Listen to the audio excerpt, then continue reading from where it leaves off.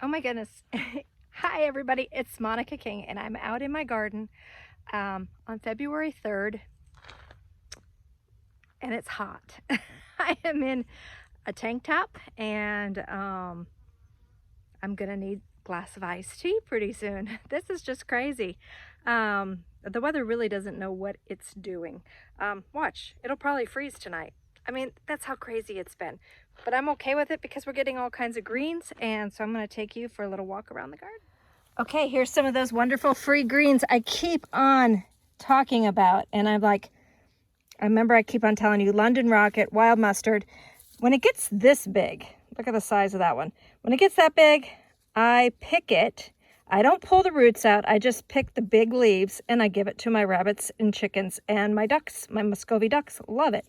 When it's this small, and you see how tightly compacted the seeds had fell. I mean, the seeds sound all on their own. This was not me planting these. And as you can tell, they're inside one of my iris planters. So what I come and do is just grab these like this, and I will use a scissors and kind of mow them, cut them right at the base. And these are so tender, so young, so wonderful. I'll put them on sandwiches. I'll put them in salads. These are fabulous. Again, see how teeny, I mean, this is how small I'm going to pick them. And that's how big I want to eat it. I don't want it that size. Big, bitter, small, tender, and yummy. Okay, the Emu Bush, and the bees haven't found it yet. Bees love emu bushes, but I haven't seen them working this, so not yet anyway. But as you can see, it's just starting to bud out, and this plant is probably about 2 weeks behind some other people's plants, like in Tucson area. I'm at 3,000 foot elevation, but mine are about to, and the bees are just gonna love it. This is just for pollinators, not for people. I plant for both. So far, this is the only wildflower that I have seen pop up out of my entire packet. I think it costs $5 of wildflower seeds from the Native Seed Search, and I think this is going to be a poppy, but so I like probably a California poppy. But all the rest of it all looks like just wild mustard popping up. I think the birds grabbed it. I saw a lot of birds and grasshoppers in here when I did see the first signs of some young plants, and they're all gone.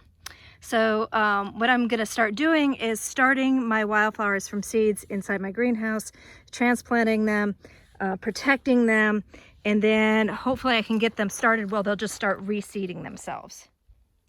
This is a Perry's Penstemon, again, for the pollinators. And this popped up here wild on its own. And this is its second year coming here. And it will reseed itself. So I just it's in with my Mexican orchid tree, which is always struggling. But we will see some beautiful flowers here really soon. Okay, I'm in the greenhouse and I happen to have the door open because it is so hot. Don't want to hurt the plants. These are all rat's tail radish, and they came up beautifully. I think I got something coming in here. What came in here and ate those? Oh, that's not good. Anyway, I don't use any pesticides or anything, so every now and then you got to deal with pests. So I've got rat's tail radish. I think every seed that I planted came up. It germinated. This one right over here is a safflower. I have one in the garden already, and so that one I'll probably take to a market. And well, did you notice what I did? Here I go. I removed a bunch of the young mustards, which I said I don't normally do, but because they're inside the greenhouse, they're not going to be real beneficial to the bees in here. So I did leave all the orach, And I don't know if I'm saying that right or not, but I did leave all of that. I actually had a meal off of it recently. That's why you can see that I took some of the large leaves. I made a salad.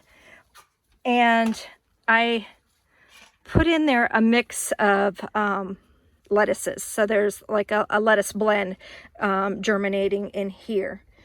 And I did also, look at that, more rat's tail. I also put in some coral vine or queen's wreath. I'm not quite sure if it's the same thing or not. I have to look into that, so don't quote me. But I put in 6, actually 12. Right over here too is another thing of the coral vine. And oh, look at my oxalis is popping up. Everything seems to be doing pretty happy. So I have all kinds of different ways that I'm actually growing greens right now. And just kind of to show you a difference. So these were the shard seeds that were from, I can't remember. You have to go back in one of my videos, and something like 2002 or 3 or 10. I mean, they're old seeds. And I went ahead and threw them in here, and some of them were still viable. Some of the seeds popped up. So that's why I don't throw any seed packets away, no matter what their age is. These here are tatsoi. And when I had, and I'm not sure, not sure what some of these things, I don't know what they are. I know this is tatsoi. I don't know what they are because my greenhouse had an accident, and when the accident occurred, I grabbed a bunch of the seedlings that could still be usable, and I just threw them in here. With that said, here is something I want to show you about why I use these large 2-liter, the 2-liter sodas just cut. So here's 3 different of the rat's tail radish. This one, a bird snapped. This one, you can see the size difference. So the one that was inside of the 2-liter is actually doing much better than the 2 little ones that were left outside of a 2-liter. This one, of course, I'm not going to get so much bird damage if I can get these plants grown up and make it so that they're not quite as tasty for the birds. So we not only have to deal with weather conditions, we also have to deal with all the animals and predators, insects, birds. So basically that's what I'm doing. Over here I've got an old plastic shoe box that has a couple of really ugly rat's tail radish that were damaged in the greenhouse, and so I just threw them in the garden just to see how they'll do. And this is kind of the same thing here.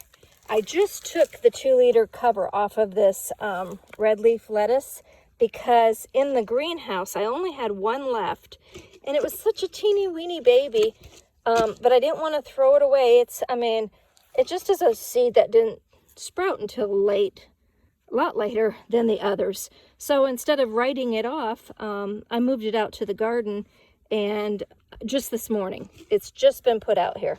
And so, as you see, it keeps the moisture from condensation inside. And this one here, I believe, is another rat's tail. Look at, and I didn't have this on it, and something ate that. So I put this on. So I can directly grow in the garden, or I have to wait until they get pretty big inside the greenhouse before I can transplant them out into here. My pansy, this poor pansy, I bought it on clearance, and it was just root bound. So I'm, poor thing. And I kind of just leave the dead heads to decompose on the sides. And here's my basket for taking down to the chickens and rabbits and ducks. Just an old waste paper basket. And if you're having problems with birds, and you can go down to like the dollar store or something and get one of these. This one actually was given to me. Somebody was going to throw it away, and I'm like, I can use that in the garden. You can literally flip it upside down and cover a plant with it to protect it from the birds. Okay, over in here, I've got some room to plant something. Again, I have that wild mustard, but this is the saltuse, and I took a few of the leaves to add to the orange salad. And as you all know, Dan is extremely picky, and he did a taste test. So this is kind of like, he doesn't like bitter greens. So for growing orach, he would pass. He's like, don't bother. Not for him anyway. I liked it. But I also grew up eating a lot of, very healthy, which means more on the bitter side, greens. And so, but Dan said that the saltuse was okay. He'd just rather have plain lettuce. So there's Dan's opinion on those two plants. Okay, under this 2-liter was this safflower. And what I'm going to do is kind of trim back some of these large leaves of the London rocket and probably cover it just for a little bit longer, probably not too much longer, because it seems like it's getting a little lanky.